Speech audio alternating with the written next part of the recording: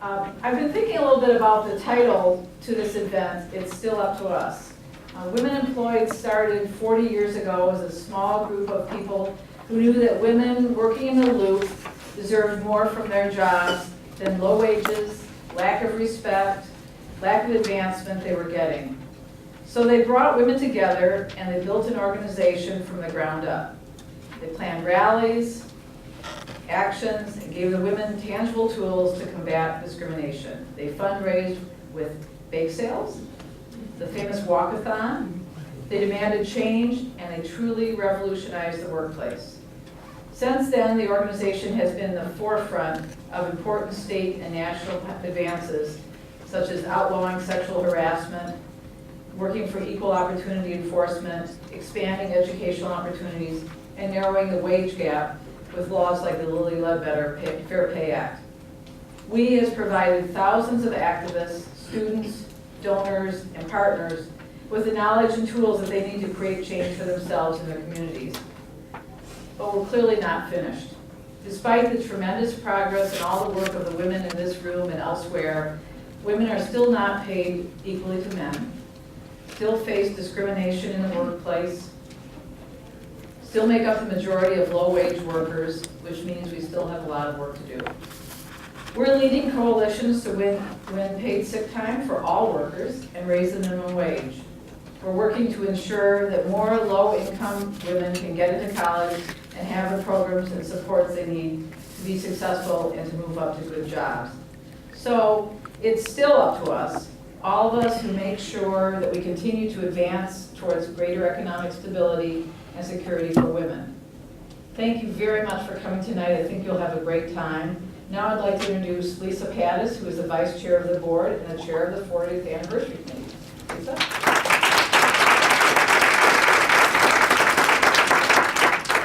So it really is a pleasure to be here, and thanks, Debbie, for the introduction.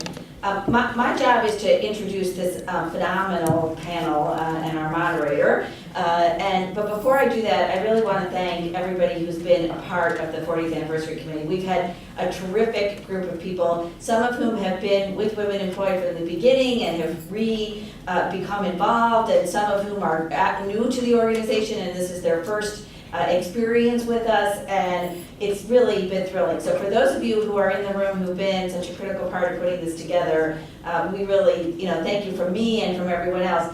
But in any case, I do want to introduce what's really, I think, a treat for all of us. I will say that in reading the background of our moderator and our panelists, I was mostly exhausted when I was reading it. Because if I tried to do any of these things, I think I would be sleeping by noon.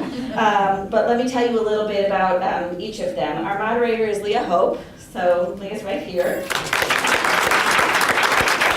And she is an award-winning reporter for Channel 7, and her focus is on special investigations and other important stories affecting the lives of Chicagoans. And for anybody who has seen her work, she really is doing a lot to shine a light in very dark corners, and we're lucky to have you. Your work covering, as I understand it, covering African-American community has been honored at both the national and local levels. And in 2003, Leah won 2 awards from the National Association of Black Journalists, an Emmy Award, and in 2001, Gracie Award from the American Women in Radio and Television. So we're delighted that you were able to join us tonight.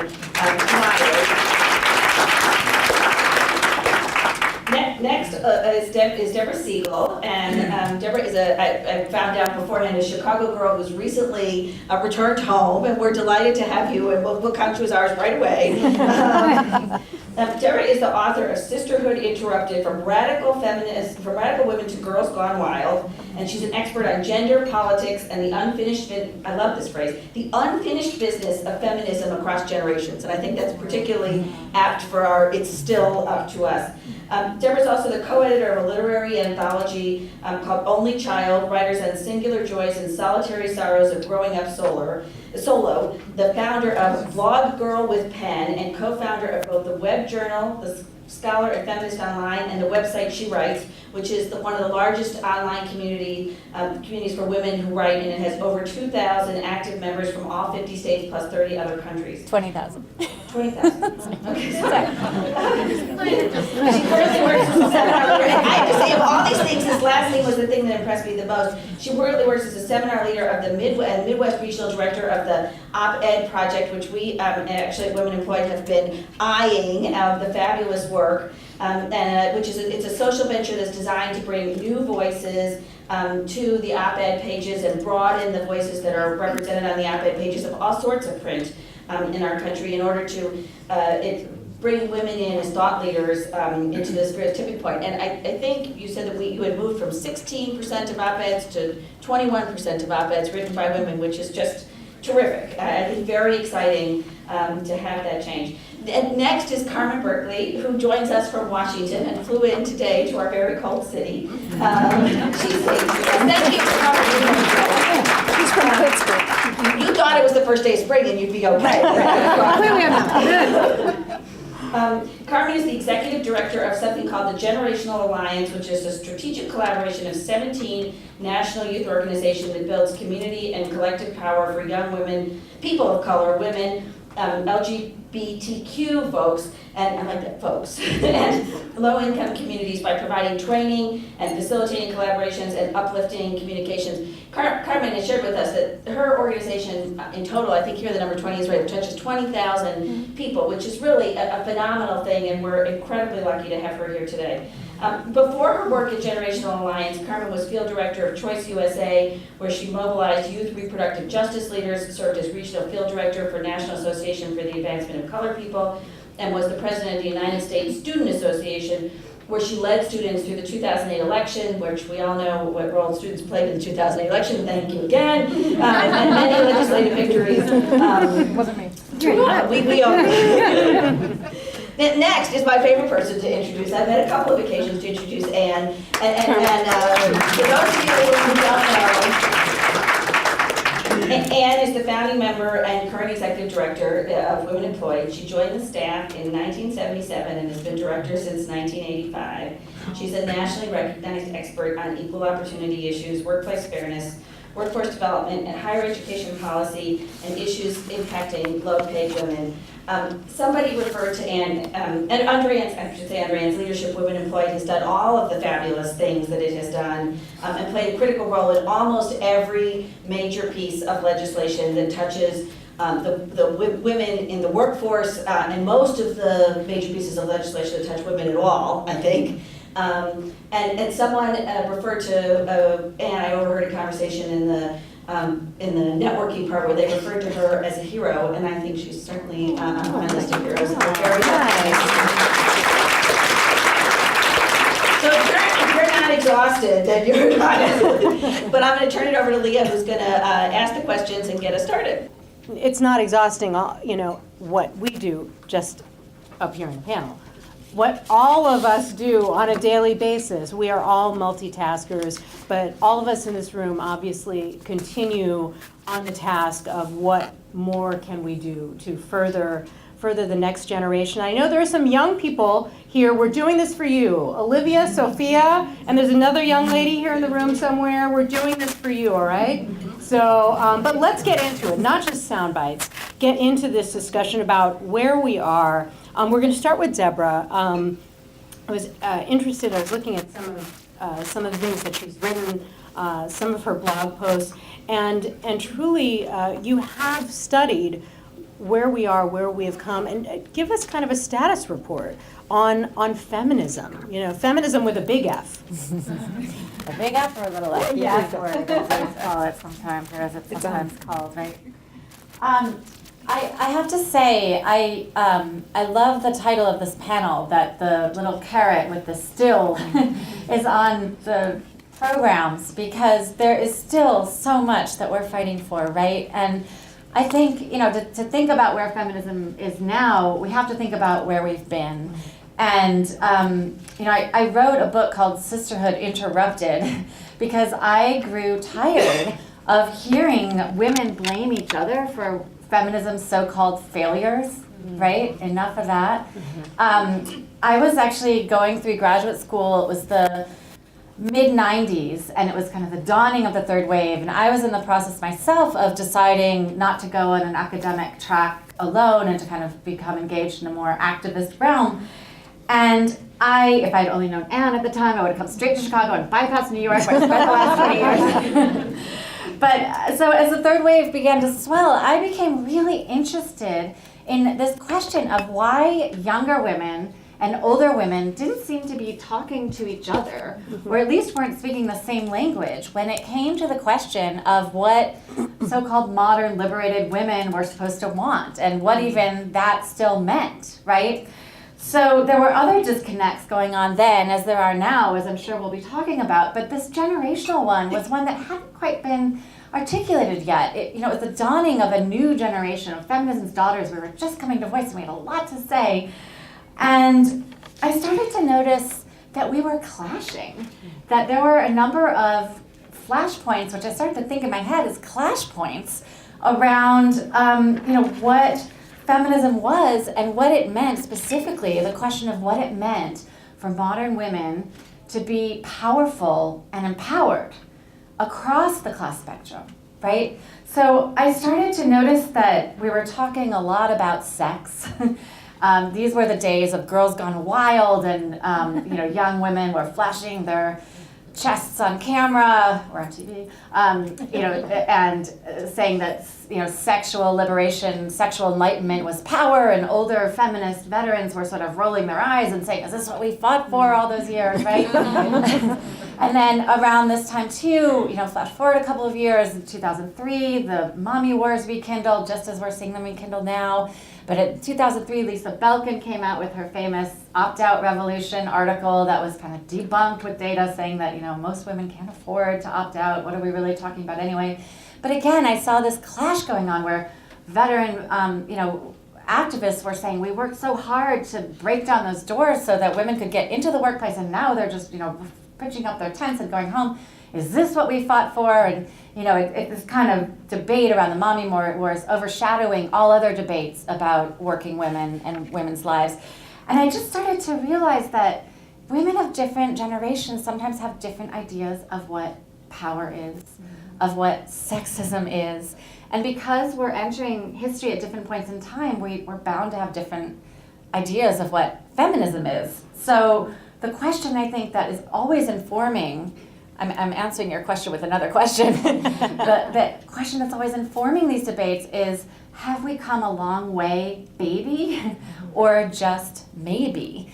And I think, I found in looking at popular feminist discourse and rhetoric over the past 40 years, I was a scholar of literature and text at the time, so I was really interested in the way in which feminism was being defined in the public eye by younger women and older women who were writing about it in public forums. And I concluded, and I think I would conclude the same thing now if the book were coming out today, that women are fighting for the same things that we've been fighting for, for 40 years. And they kind of, constellate around 5 questions. 1 is, are women equal? 2 is, if not, why not?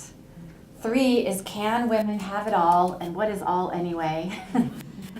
4, is feminism a culture, something where we change ourselves, or is it a cause? We change the world.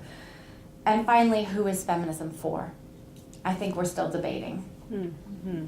Very interesting. And and this is a perfect segue actually into what Carmen does, working with the Generational Alliance, and dealing with that demographic that we're talking about, that do often refer to themselves as girls, which I guess that makes me old, because I still want to be called woman, not girl. So, but we'll talk about that another time. But from your perspective, what the clients that you work with, the folks who you're dealing with, because you represent several different organizations. Yeah.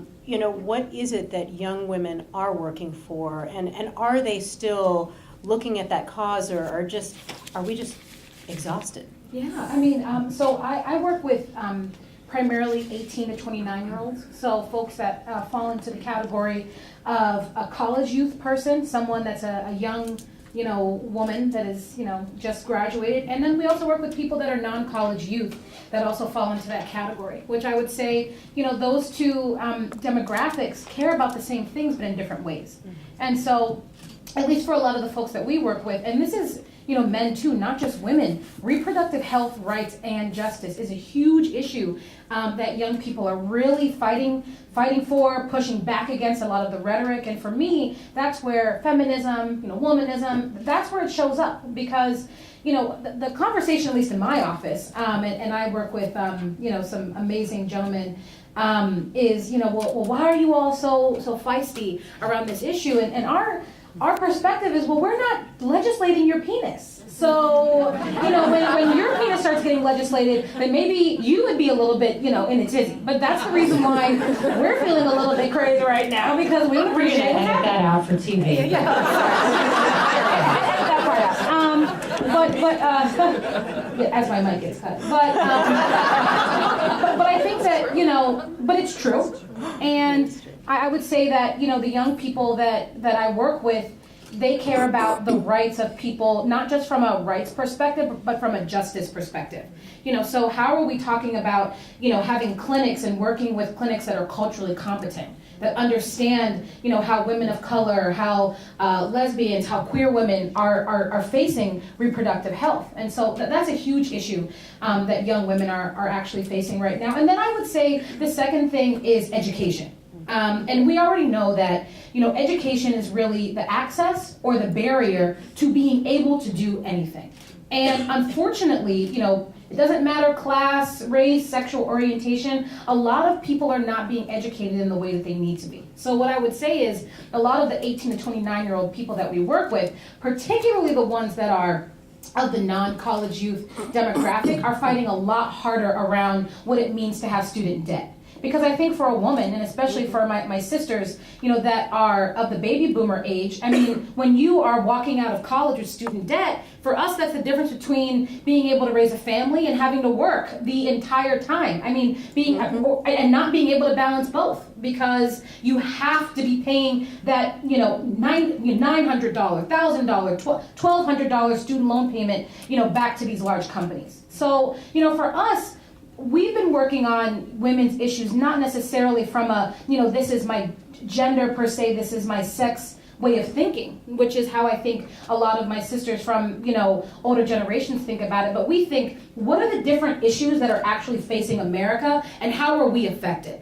So when there's marriage equality, how do women get affected by marriage equality? How are we affected by student debt? How are we affected by reproductive justice? And how are we making sure that our sisters of color and our queer sisters and brothers, how are they also being affected by those issues too? Wonderful. We've got a lot to talk about. And someone please do keep me posted on timing. And certainly this is a very good segue into Anne. And with the work that you've done with Women Employed, what do you see are the most significant challenges for women at this point? Well, I think, it's absolutely, because we're all here sort of kicking off Women Employed's 40th anniversary, I do think that our perspective on the issues that we face now is very much influenced by what we were able to accomplish over the last 40 years. There were some things 40 years ago that seemed harder at the time, maybe easier at the time. It just varied. There were lots of women coming out of colleges. They were expecting equal treatment. They didn't have it. And it was very hard to break down the doors to the good jobs, but once they were broken down, there were plenty of women to walk through them and be successful and add value to these companies and gradually begin to change mindsets in that way. And so I think that there were some areas where we made even faster progress than we might have thought. And then other areas where it's really been hard. So 40 years ago, when Women Employed was trying to figure out what to do for women who were in the lowest level clerical jobs, and it wasn't possible for us, for a whole variety of reasons, to organize them into a union, we really had no strategies. Those women really needed tough bargaining to improve their wages and working conditions. Now, lots of those jobs have disappeared, Thankfully, there aren't so many women, and lots of women of color were doing this too, but there aren't so many women sitting in the basement of insurance companies doing attending physician statement clerk work by hand. They're not pulling the levers on those billing machines. They're not doing all of that kind of work. That's all done by computers. We have a different now look for the low-wage workforce. And that really is a service workforce in large part. And so I think now what we're seeing is a couple of things. One, this tremendous concentration of women still in the lowest paying, lowest opportunity jobs in the economy. A lot of them are in service, and a very important component of that service economy is caregiving. And what do we know about caregiving? Nothing, this has not changed. Because caregiving is women's work, it's not valued in the marketplace. And this is a tremendous, tremendous challenge. And I think structurally, too, the workforce has changed, the economy has changed, and we're getting to the point now where the sort of strategy for increasing profits in a lot of these sectors is to squeeze down the cost of labor, because there's not a lot of capital costs. And whatever we could have squeezed out of that, we've already squeezed. So we're really working against, I think, some very, very tough pressures in the economy. We're struggling with the caregiving issues. We have sectors that are growing where a lot of women work, where I think there are opportunities. Healthcare is one, where I think women have a desire to be in that does have caregiving aspects to it. I think those are opportunities for us to make some changes. So it's a very changed landscape. I would say the other thing that, from the point of view of the change that we've seen, is when women employed started, successful women in key jobs in key industries, if we had been able to get them around a table, we could have done it in a very small room, probably in 1973. What do you think? I mean, those of you who were around then, a dozen women, maybe, in top jobs, something like that. So we were really kind of on our own, just trying to make those changes. We didn't have the asset of the influence that women have today. So really, women employed now has two constituencies. One, the women who work for less than the median income, where really we think the biggest challenges and the biggest upside, that's where we need to focus our attention. What do we have as an asset now that we didn't have 40 years ago? Lots of women who are successful, have influence, have the ability to be philanthropic, the ability to be persuasive with their legislators, the ability to be a force for change within their institutions, whether they're for-profit or not-for-profit. So it's a very changed landscape, and we have very big challenges ahead of us, but we're very optimistic on a couple of grounds. One, the number of successful women, I think, who can help to move this forward, and two, the tremendous energy and commitment that young women are bringing into this movement, which I am continually just really thrilled about. And we see it at the Advocacy Council of Women Employed and in our summer leadership program. But that energy is just a tremendous commodity that we're able to put to work in this cause now. Thank you so much, all of you, for opening up this discussion. And actually, there is a woman, a CFO, who's gotten a lot of attention in the last couple of weeks, Sheryl Sandberg at Facebook. Her book, Lean Into It. We could probably do several hours just on what she said in her book, but we won't. But certainly, what Anne referred to, we do have these women who have certainly shattered that glass ceiling. So what obligation do they have? And then for the rest of us who may not be, trying to hit the glass ceiling, can we do it all? Can we simply have a fulfilling careers? Economically, can we be stable on our own? Can we have the families that we want? Can we live where we want? That can we have it all question is still relevant, and certainly in any order. I don't know who feels moved to answer that, but can we have it all? Is that attainable, or have we made that all too inaccessible? I have a lot to say on this one. I am the mother of 3-year-old twins, and I work. Like so many of us. And I just want to preface by saying that I think it's really fascinating the way that Sheryl Sandberg's Lean In, Women, Work, and the Will to Lead, and also Marissa Meyer's decision to call the Yahoo telecommuters back to the mothership, has dominated the conversation about all, right? I mean, we're talking of a certain segment of all, having it all. And I think that tells us something about what kinds of issues capture the national popular imagination around feminism, again and again and again. I think that's a challenge that we have. How do we break through that din to talk about, different stories? That said, this is the story today. And I think the question that we are, the debate that we are once again recycling is really about chicken or egg, and I mean, the question of how do we go about having it all? How do women who want to lead in the workplaces, which is the segment that her book is largely talking about, how do we do that? Do we change our, do we make internal changes, chicken, or do we change, the barriers of our workplace, egg? And I think, this question of having it all is so often looked at on a microcosm, on a personal level.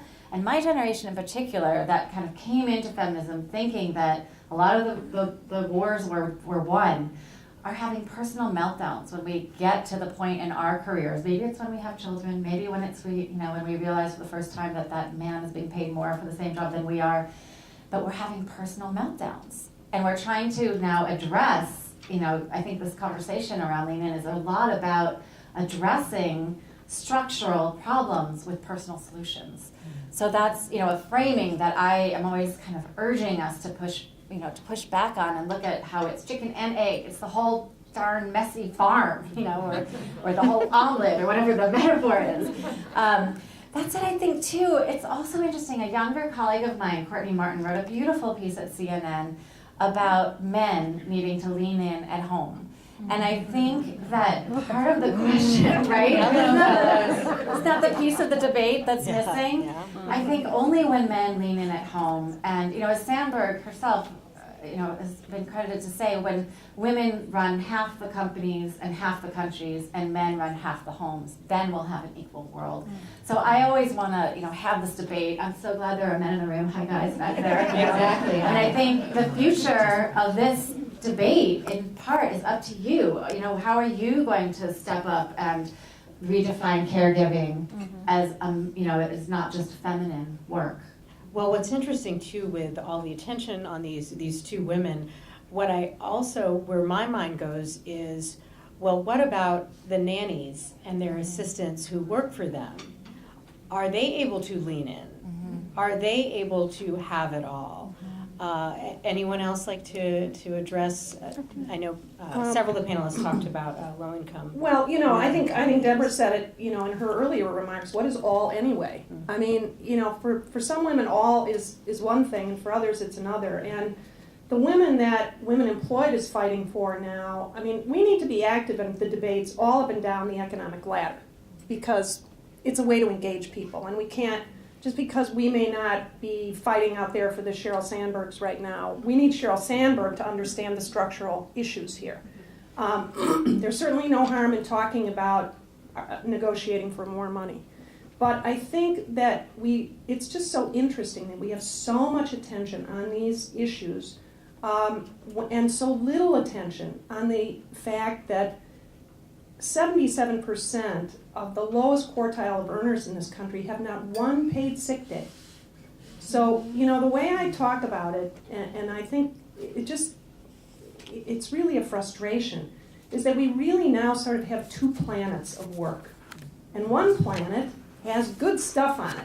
It may not have all the problems solved. People still may have lots and lots of struggles with work and family because the workplace has not changed adequately. And even though men have come a long way, the younger generation is doing better, we still don't have equal sharing in the home. So, but that planet has good stuff on it. It has vacation time, it has sick time, it has access to health insurance, it has some autonomy, like you can decide when you want to take a call from your child at the end of the day. You can decide when you want to visit the restroom and so on and so forth. All that is on one planet. And many of us would not take a job that didn't have that stuff. The other planet has none of it. Has none of it. It has low wages, it doesn't have sick time, you don't earn vacation, and you can't get access to health care. You may be working involuntarily part-time in the low-wage planet, but the problem we have is that people don't have much contact where they talk about what's going on. And so we're very involved in the problems of our good planet here, and there's nothing wrong with fighting for the good planet to be better, but we just have to recognize that there's a huge number. We have to remember, 17 million women in this country earn less than $12 an hour. And I don't think there's anybody in this room who wants to even experiment with living on less than $12 an hour. It is not a good thing. So to me, as much as I'm interested in the debate, I'm interested in the media coverage, I'm trying to figure out, I think all of us at Women Employed are, how to use what the conversation is to broaden the conversation, but it is so lacking in appreciation for what most women go through every single day. And that's what's striking about it. So I would say for us, we've got to be the voices. We've got to be the voices and remind the world that as meaningful as these problems are, there are other problems that also need to come in the public spotlight. And Carmen, did you also want to chime in on what is all, having it all? I mean, I don't know what all is. I mean, I'm 28 and I'm trying to figure out all. You know, I'm recently engaged. This is a really cute, thank you. Happened a couple weeks ago.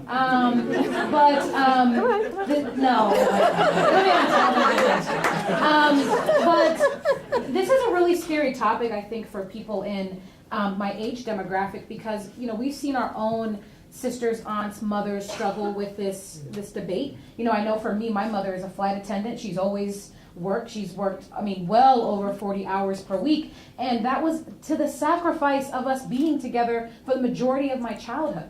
And so, you know, I totally share the sentiments of the both of you. Today, this really became real for me. My partner's sister, who is a Metro bus driver in DC, and she just had her third baby. Her husband's formerly incarcerated. He only makes $400 a month, and she wanted to stay. You know, she wanted to stay home for the next 6 months and build a relationship with her newborn son. And he's only bringing in $400 a month. And today I said to my fiance, I said, you got to tell her to go back to work. And I know that that's a really difficult thing, but that's the sacrifice that a lot of people have to make.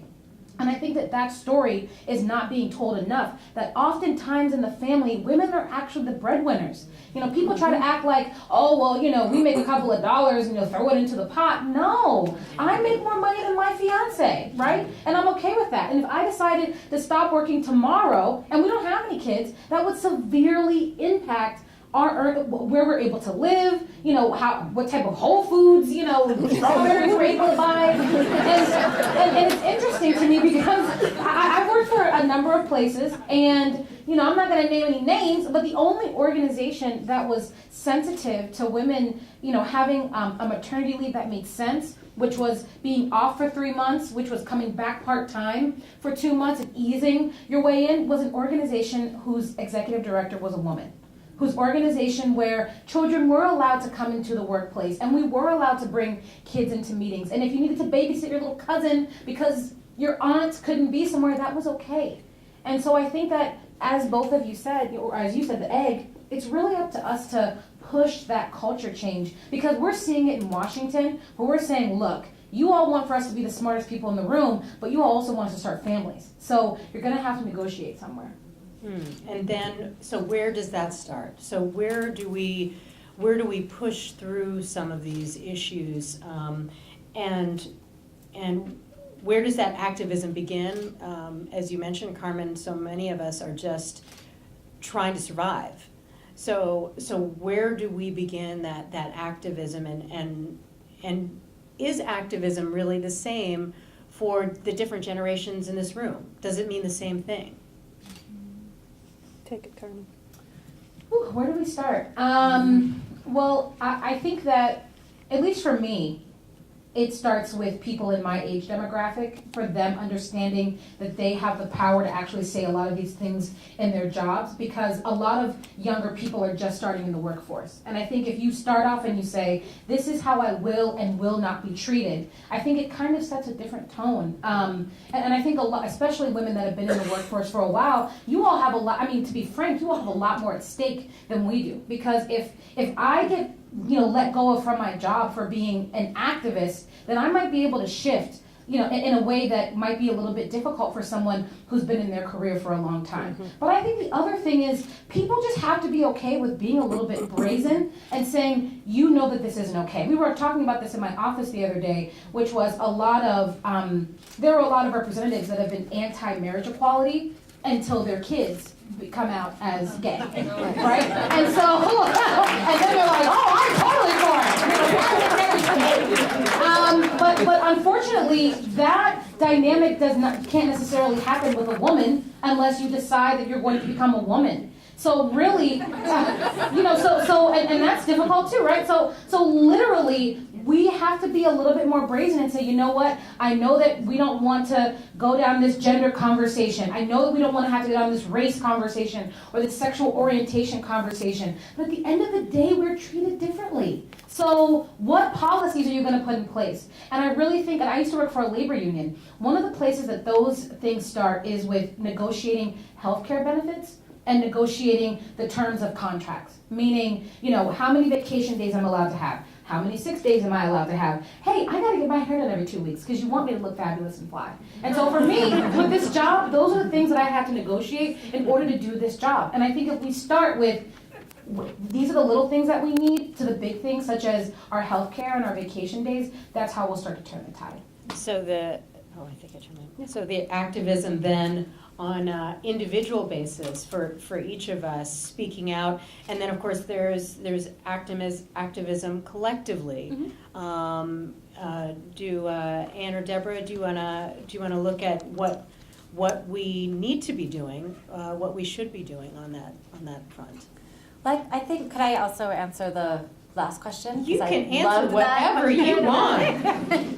About how, I just feel like there's so much empowered. to talk about. We Talk about whatever you all want. night, Yeah. right? And Yeah. those are such great questions.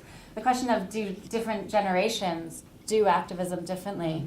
I think this, again, is a question that's been debated since the start. When radical feminists were debating whether consciousness raising or protesting on the streets was the way to go. And Betty Friedan was, arguing that it was change in City Hall, and Kate Millett was arguing that it was sexual politics and, better orgasms, and right. So they're, oops, I said it.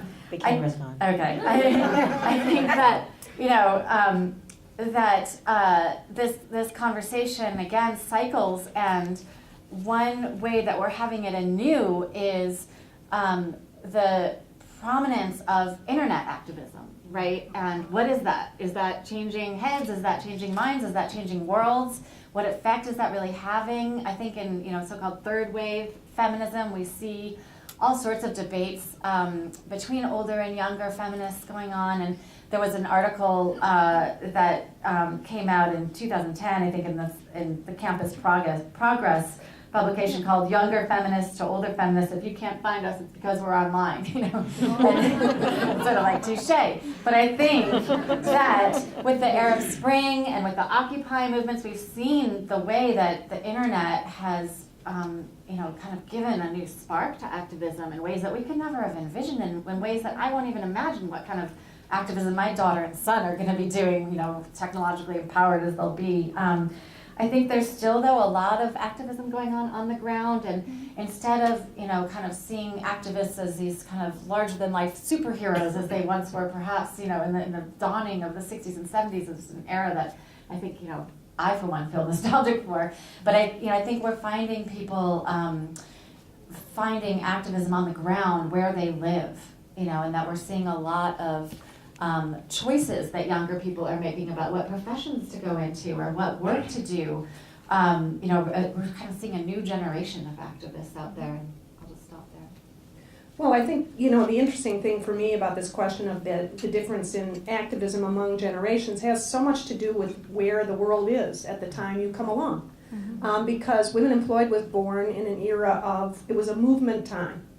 And it isn't really a movement time anymore. It might be again. I hope it's going to be again, but it'll be different, whatever it is. So if you think about the fact that there was the civil rights movement and the anti-war movement and then the women's movement, women got their training in this movement time. And so, for women to stand out in the street and hand out leaflets to build Women Employed, morning after morning, year after year, it wasn't so odd. Today, you wouldn't necessarily want to do that, and besides you'd be competing with the guys who are handing out leaflets for Chinese food.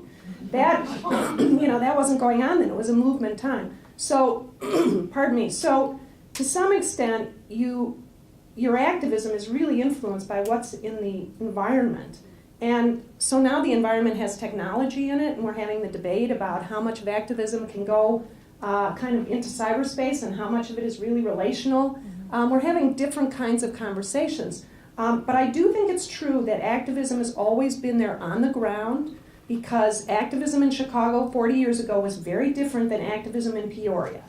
People had to do what they had to do in the areas they were in and the environment they were in. And it simply means that people push the envelope a little bit. And I think that's true today. I think today, one of the things that's different is that young activists have much more rich theoretical underpinnings for their activism. That's what strikes me as so different, because they've studied social justice in college, they've done women's studies, they're very, your generation is really very savvy theoretically and has looked at the history, and that's, I think, quite different from where we were. And so that influences how people come at what they do. And I think the main thing is to encourage people to be activists and then let it unfold in the circumstances and times that we're in. We really need to be open to a very wide variety of types of activism, because the core of it, just like it was 40 years ago, is that everybody can do something. And as long as we hang on to that everybody can do something, then activism will develop as it should. And so how do we do that? How do we get a younger, online, social media savvy generation involved in this? My father was very active in the civil rights movement, and my grandfather and great-grandfather before them. And so here I am. Okay, so what else do I have to do? I'm done, right? No, we're not done, because I report on issues every day where people don't have a voice, where people don't have access. What's interesting about some of the things that you were saying, Anne, is that there is a broader knowledge for younger generation about these historical issues. But I see economic issues as just being the forefront for everyone, male or female, and trying to figure out how to do that. Do you think that is going to be something that really propels folks to get involved and to try and make sure that the majority of women that you're talking about who are making less than $12 an hour are having access to the things that everyone else is? Well, I think, again, we have this asset of people who are concerned about these issues who may not be having the same struggles.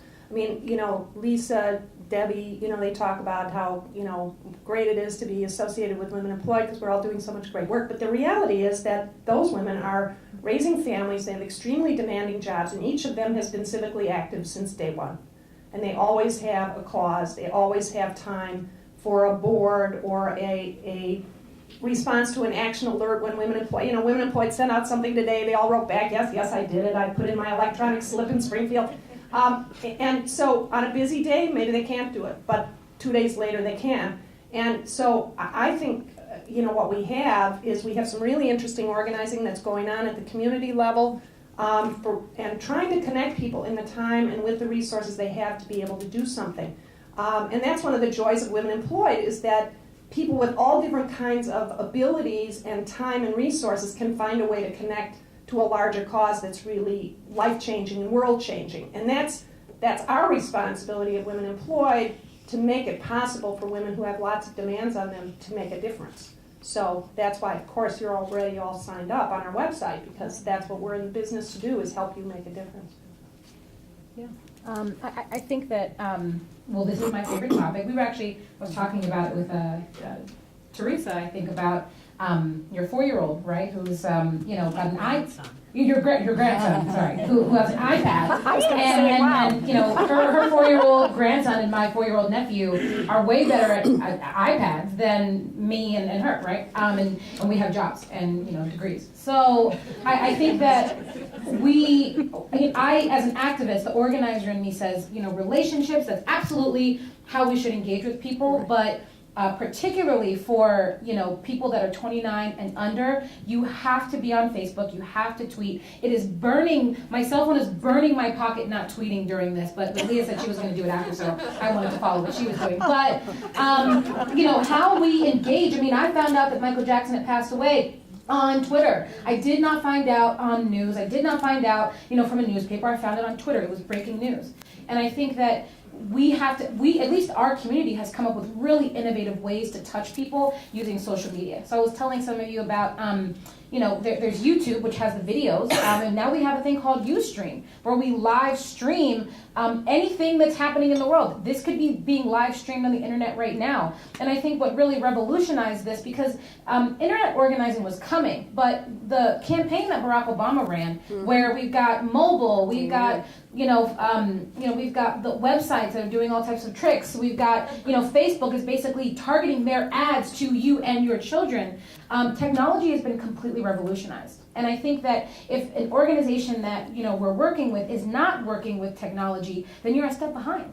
Because if you are trying to engage a younger generation, then that's where you will find them. Like what you said, you will find me online. And I think that, especially for low-income folks and people of color, a lot of those folks don't have internet, but they definitely have a smartphone. And when I was working at a labor union, it was like 60% of the people had a smartphone, not just a phone, but an iPhone or an Android phone. And so, a lot of the groups that I work with have very comprehensive text messaging, a technology that allows for people to take action from their phone. And so I think as we do activism, Ann is right, the relational part of it can never be erased. Me talking to you face to face is the number one way you're going to get someone to take action. But if it takes 5 to 8 times to get someone to remember a message or to register to vote, then 2 or 3 of those ways, if you're going to engage young people, has to be through online. Because even some of the stuff that's happened this week with, there was a lot of talk around rape culture this week on the internet. And how, young people are talking about rape culture because of Facebook pictures and because of videos. So I definitely think that as we move more into activism, it'll be really interesting to see how technology plays a part. Yeah, I think, am I on? Yeah. Yep.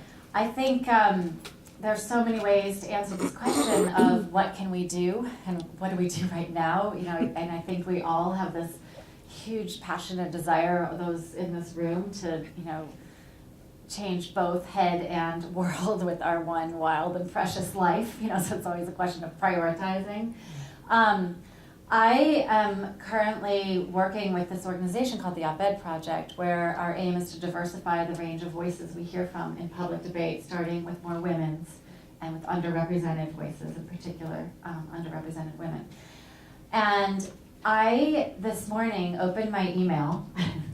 I feel your phone burning in your pocket. I say email. To find a really wonderful op-ed that was being disseminated by friends at the Women's Media Center. It was by a woman who's an hourly wage worker at Walmart, and it was kind of a letter, dear Marissa Myers, I hope you'll do something to help me too.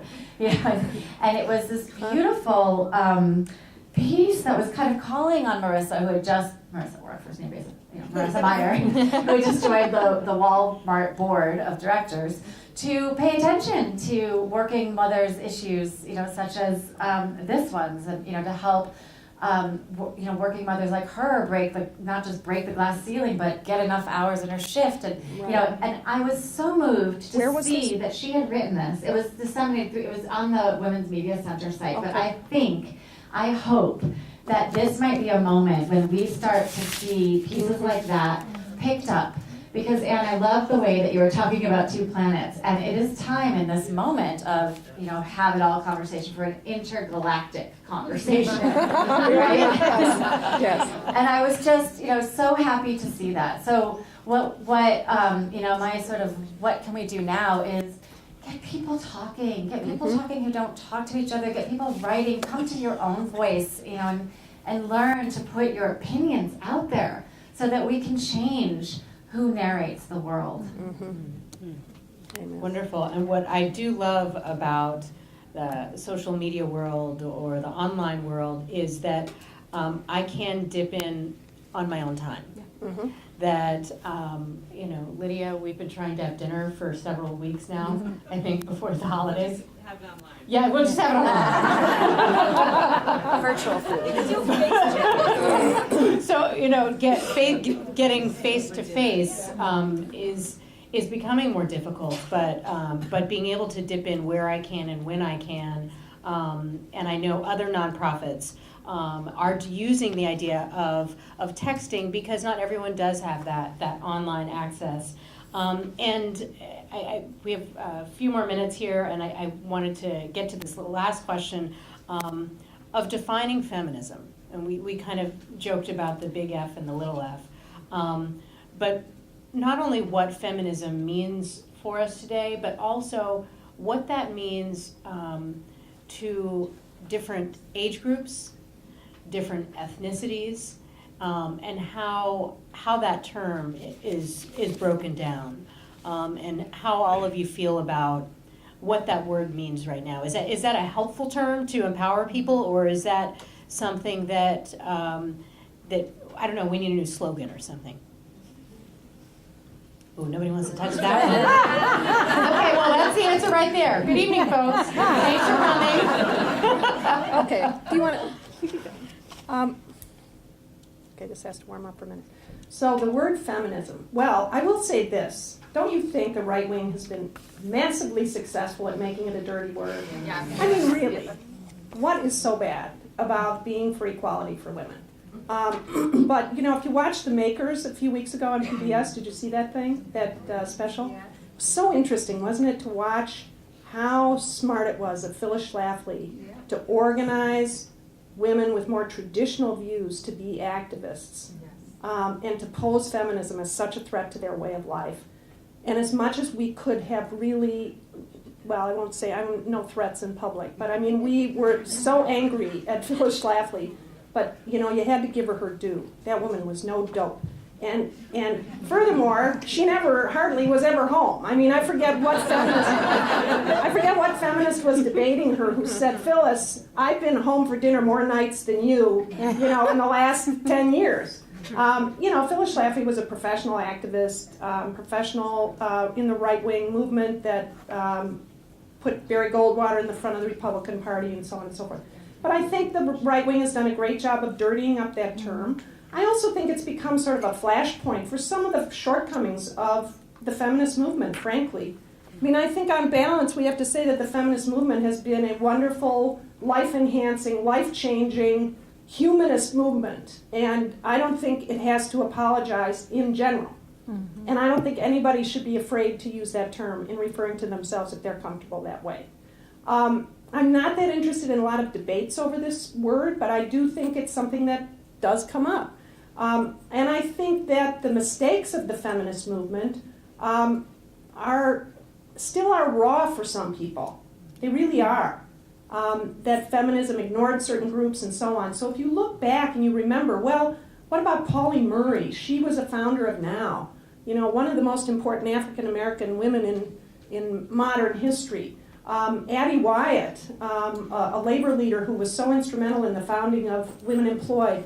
And yet, there have been so many attacks on feminism as not thoughtful or sympathetic or inclusive toward women of color. And I think you could also say that even though perhaps some of that was unjustified, some of it was justified, because in the early years of the women's movement, I think there was a huge strategic mistake made not to reach out in a very, very concerted and very active way toward the tremendous number of women who were playing pivotal roles in the civil rights movement. women who aren't so well known anymore today, like Diane Nash and women like that, who were experienced organizers. What could the movement have gained from the perspective of those women had they been more actively invited in? At the same time that, Shirley Chisholm is saying, hey, I understand discrimination both as a woman of color and as a woman. And there she was in 1972 running for president. She was an icon of the feminist movement. So it's kind of confusing to go back and try and sort this out. My view is that on balance, the feminist movement has done a great job for women and for families and for the health of the country as a whole and for the world. There's so much more to do. I'm not sure that debating the term is useful, and I think what I don't want to do is have the Marissa Mayer view of the word, that if you saw her in The Makers, she said, no, I don't consider myself a feminist because I don't have a chip on my shoulder. And when I heard that, I thought, is that what you really, really think about women's equality? That demanding equality is having a chip on your shoulder? That's really, to me, myopic, and we should answer back. Whether you want to use the term all the time or not, we ought to answer that one back.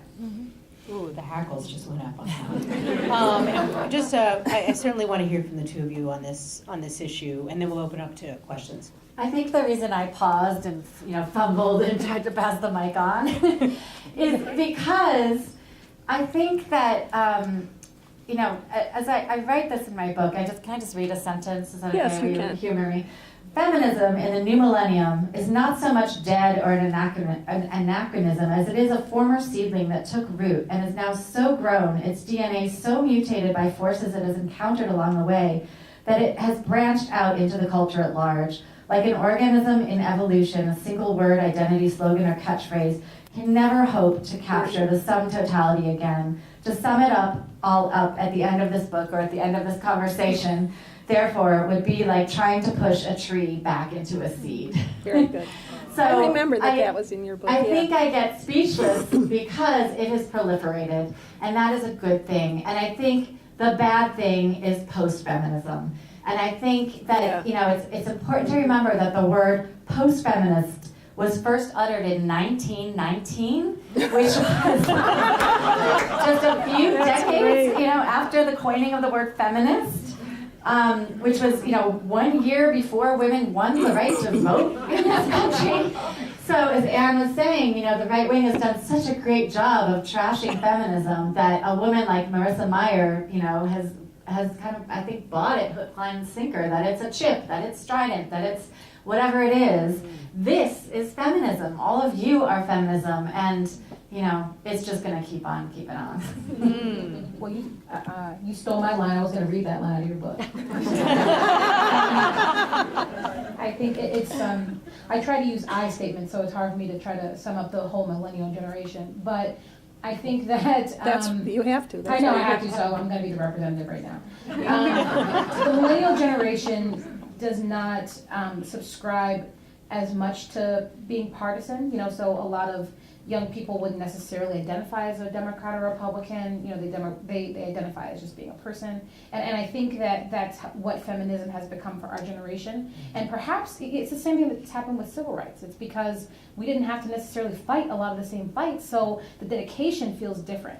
But I think that where feminism shows up is working on issues and how women show up within those issues. So right now, immigration is a huge issue that's happening in Washington. And just last week, there was a National Immigrant Women's March, right? So specifically, targeting, okay, so yes, everyone deals with these issues in terms of immigration, but women are specifically dealing with it because they cannot be ripped away from their families because of their immigration status. It's showing up with reproductive justice. I just came from a convening of, like 100 different organizations where we talked about men's role in reproductive justice, that they need to feel just as comfortable getting Plan B as a woman does. And so I think that, at least for my generation, whereas a lot of women might not use the term feminist or womanist, they're doing what Deborah is saying, which is it has been so ingrained in the conversation. It's become a lot broader, and we are being feminists within our own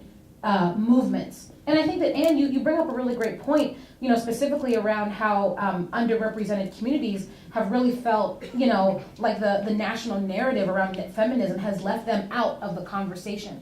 And I think that with how feminism has become stronger is as it has been integrated into a lot of the issues that we care about, it allows for a much broader conversation that brings in a lot of cultures, and it's breaking down some of the silos that perhaps formerly existed when we talked about feminism. So I think for us it's a lot, it means something different because it's so ingrained in all of the work that we're doing. We just don't name it that. Very, very important points.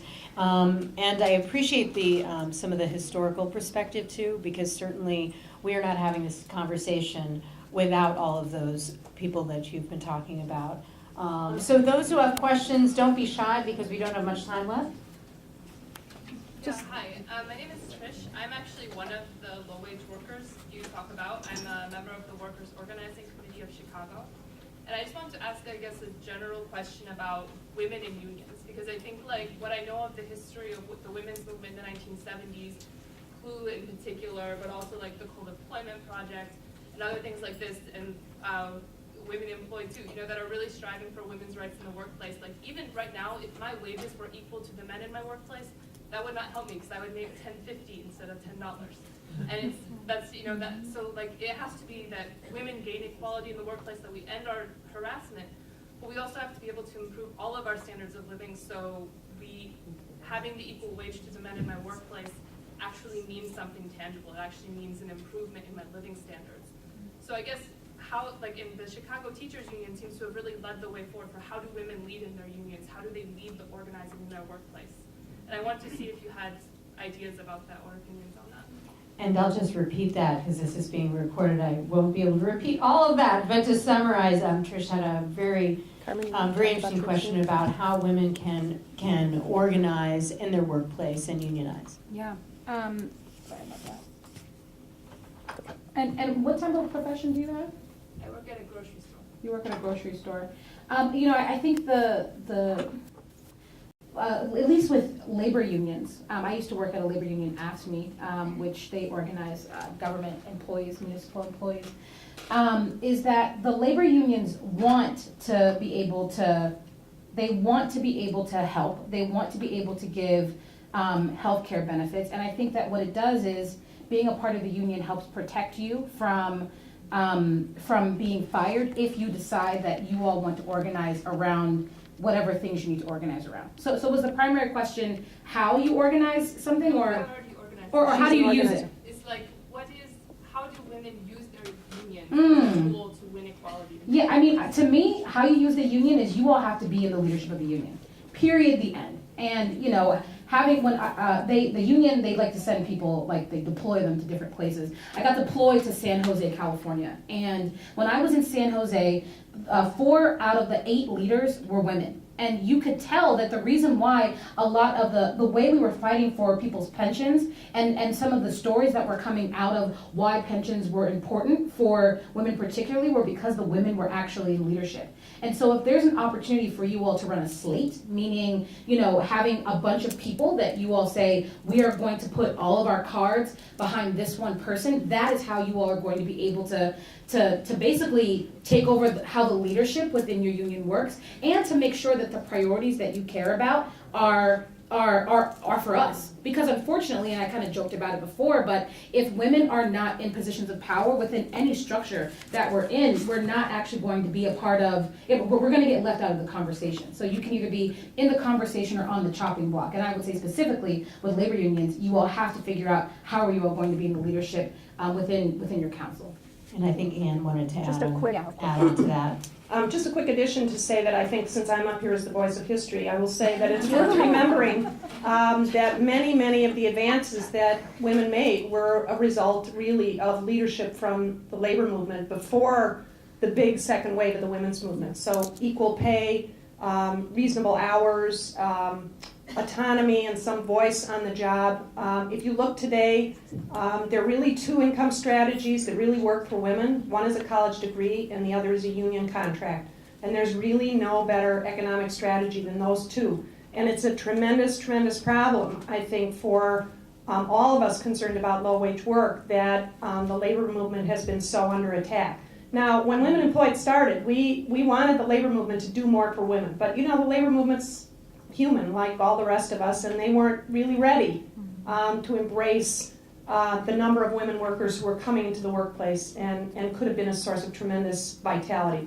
On the other hand, finally, they got it, and great women have been leaders in the labor movement. But it is, I think, a really serious problem that the labor movement is down to representing only about 11% of U.S. workers today. It was closer to it was in the 40s, I believe, close to 40% when women employed started. And they gave us, they gave us a certain kind of energy because employers were scared of us, in part because they thought we were a front for unions. And that didn't happen to be the case, but it helped us. Any other questions? I think I'll do a little Phil Donahue action because I can't accurately summarize it. Sorry for paraphrasing your question. Go ahead, Edie. I'm going to come through this way then. All right. This is what Phil did, didn't he? Yeah, you See, Oprah didn't have to do this. did. No. They'll do it with you. My name is Karen. I'd like to talk a little bit about. I think there were some positive things that came out of all this recent debate with Marissa Mayer and the others, because it raised a whole lot of people's attention to this. And anytime sensitivity where it doesn't exist is a good thing. But what I wonder if any of you think that this will lead to any focusing more on family-friendly policies at places of work, where it's becoming, I think, clear to more people that the U.S. is really lagging, and U.S. businesses don't have their eye for that. And to me, that is a different approach than maybe feminism, because it's more about, like, not saying this is just about a woman and she happens to be the one who bears a greater part of the responsibility. This is about whoever bears the responsibility of raising children. And hopefully that becomes more equal, but whoever has that responsibility, what can we do to have businesses see the light on that? And perhaps it's giving more press to those businesses that are, and showing that they can be successful, still successful businesses on the bottom line, even when they are family friendly. I think there's a discussion there that needs to go somewhere, and that's why I'm raising the question. Thank you. I see Deborah feverishly making notes. I'm just Thank thinking. goodness I didn't have to paraphrase. I think on paper, so writer.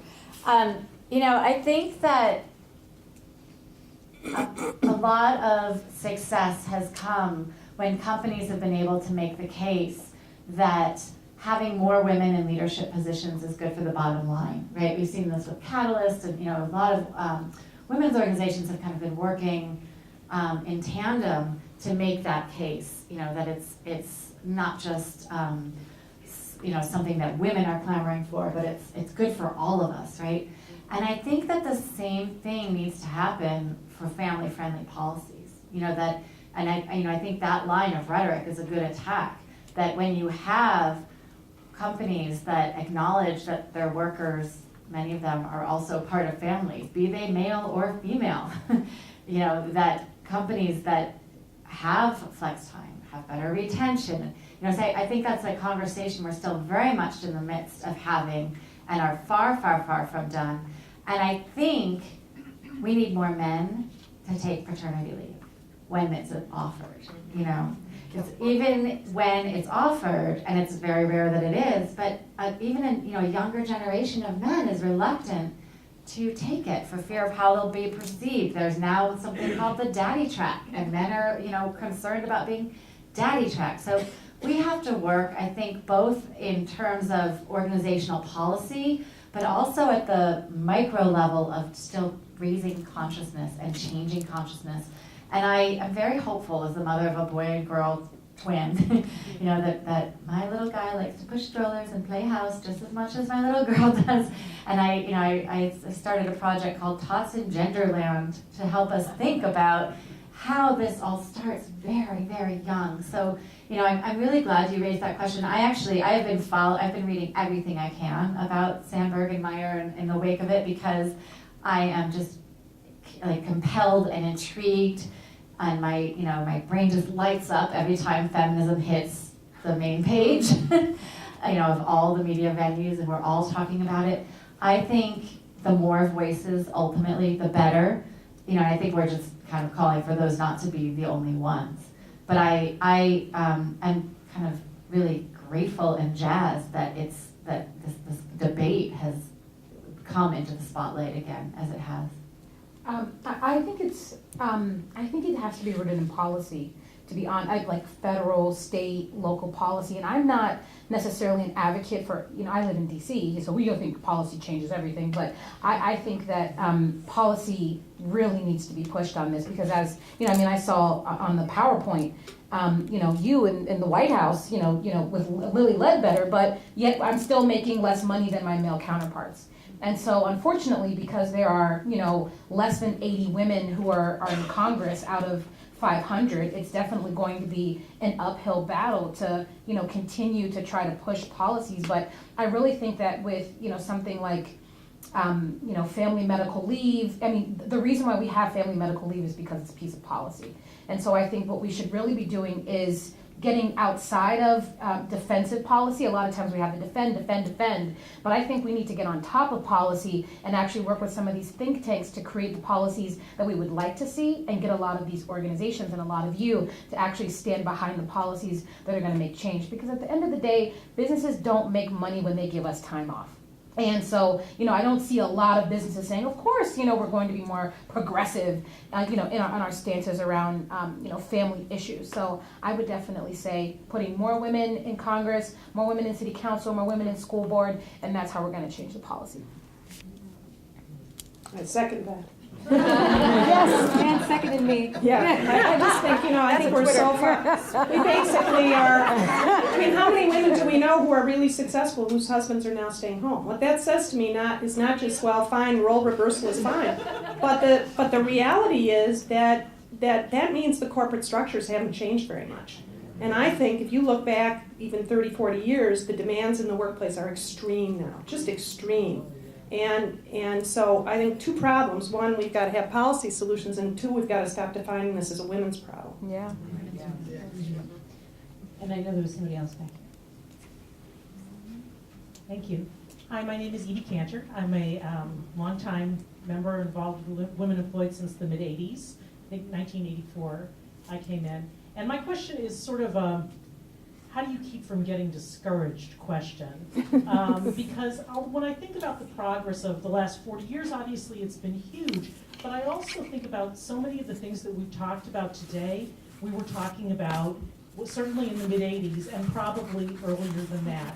I looked the green sheet here with 77 cents to the dollar, back then I think we all had buttons that said maybe 67% or something.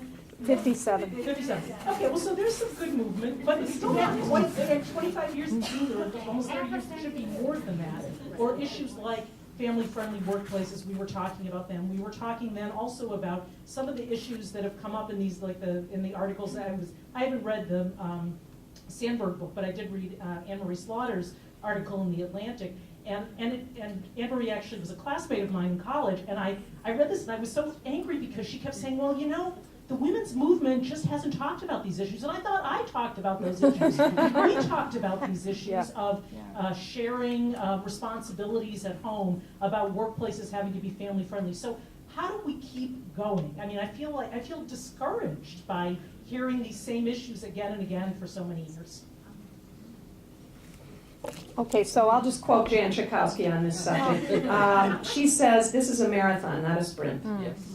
And, some of us don't have any interest in running a marathon. Believe me, I don't even want to run for the bus. So, this metaphor only goes so far. But I think this is the struggle of everyone who believes in social justice and wants to see change. We just, frankly, aren't allowed to get discouraged. I can't say it any other way. We just don't have the luxury. That's just what it is. All of us have frustrations in our everyday life. All of us have issues that annoy us and are discouraging on any given day of the week. But social change is more important than just about anything else we're worrying about except for our families and kids. And so we just don't have the luxury. I wish I could say otherwise. I wish things had been going faster. I wish we had made more progress. I wish we weren't talking about some of the same issues. But look at the politics of the situation we're in, right? The political world has changed a great, great deal. And we are up against some really, really tough opposition. And that's just the reality. And so the question is, can we just build our intestinal fortitude and keep at it? I believe we can. I also am really, really encouraged that younger women aren't daunted by the fact that it's taken 40 years to get where we've gotten. They aren't saying, I think I'll do something else with my time.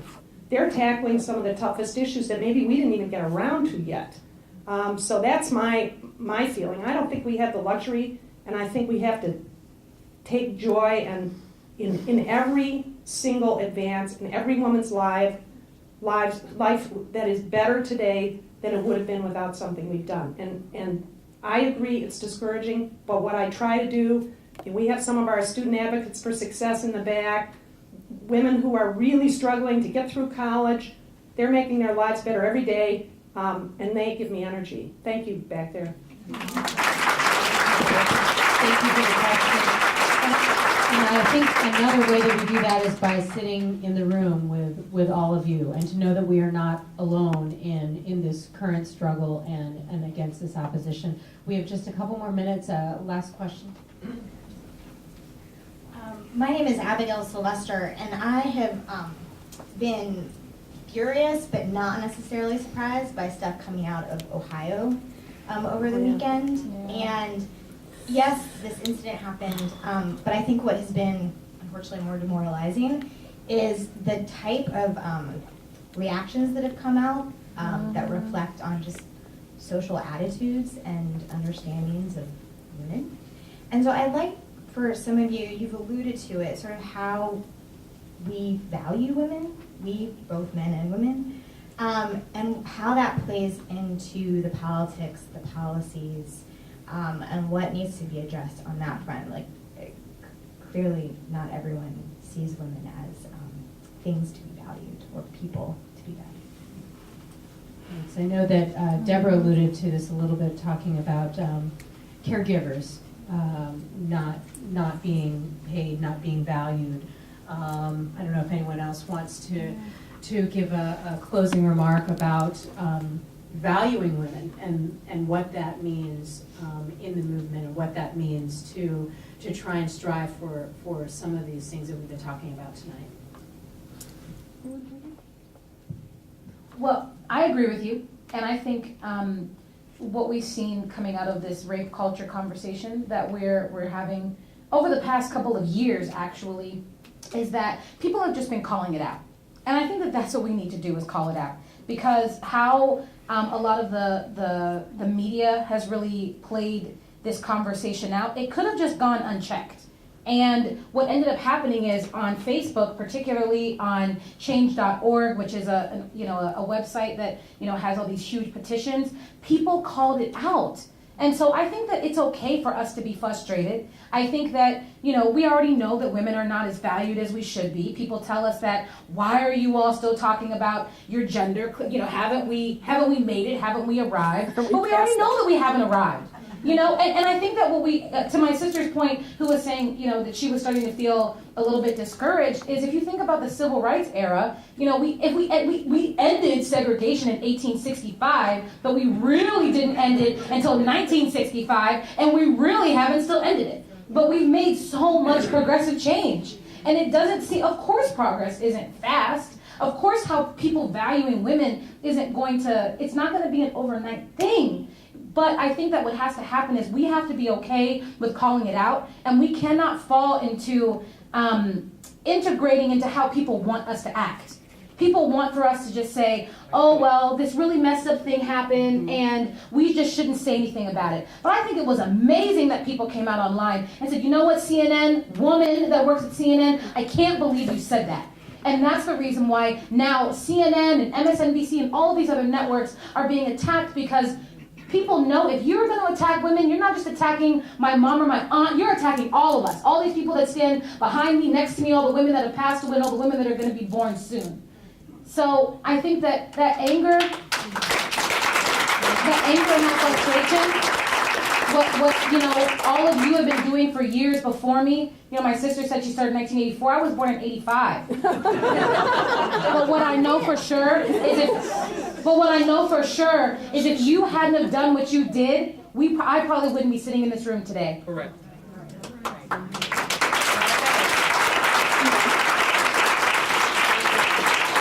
final thought from Deborah, please.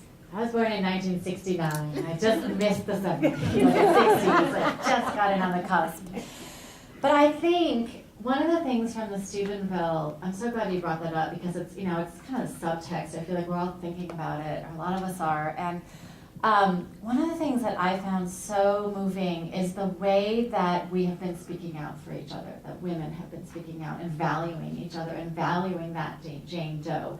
And there's been all this outpouring of what can we do, right? And so Jane Doe herself has ventured that she wants people to contribute to a shelter for domestic violence. And, you know, so the way that activism, I think, is happening, you know, through each of us, and that there are really tangible responses that we can have to value this woman's wish, other women's wishes, is profound.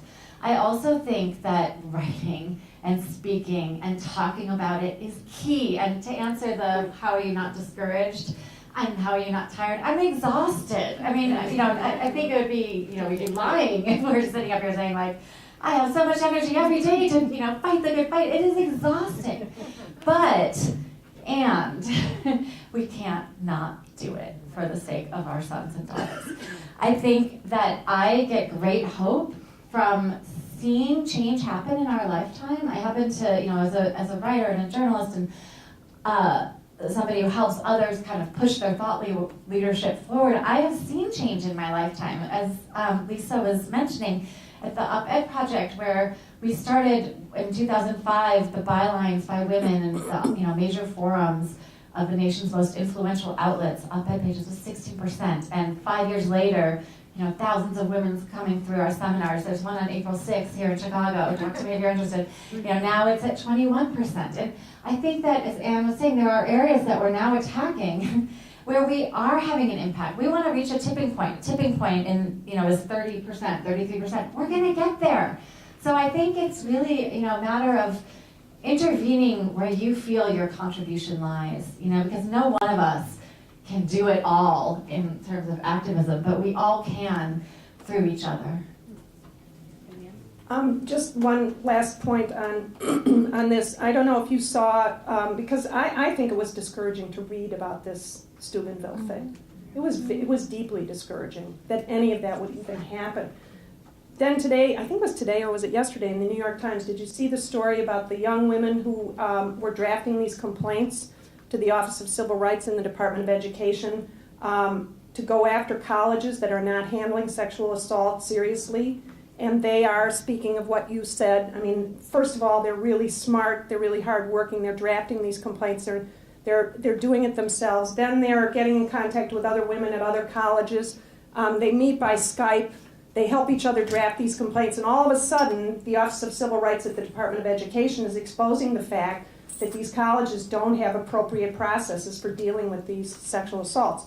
So all by way of saying, you know, it's just back to Deborah's point about where you feel you can make a difference. These women are organizing. They were in the paper with this picture, and they both have Title IX tattooed on their heels.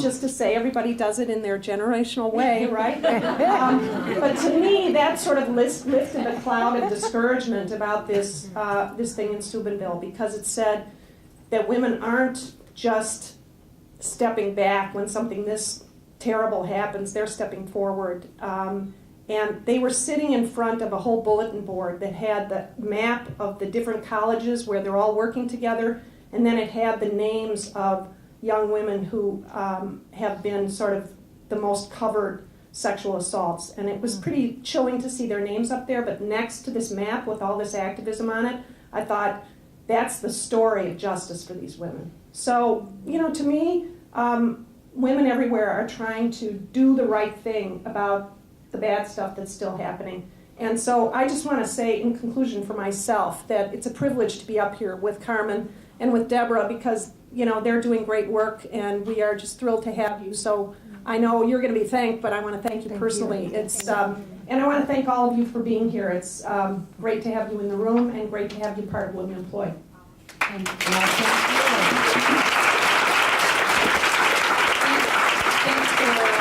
for all the questions. Sorry we couldn't get to more of them. Deborah, Carmen, and Ann, thank you so much for sharing your perspectives, making us think, making us motivate. Let's get fired up. Where can we rally right now? Where can we go? Where can we take this energy? And we can do it in our workplace. We can do it in our homes. We can do it together. We can do it online. Thank you for all of your suggestions and all of your insights. Thank you, Leah. Thank you, Leah.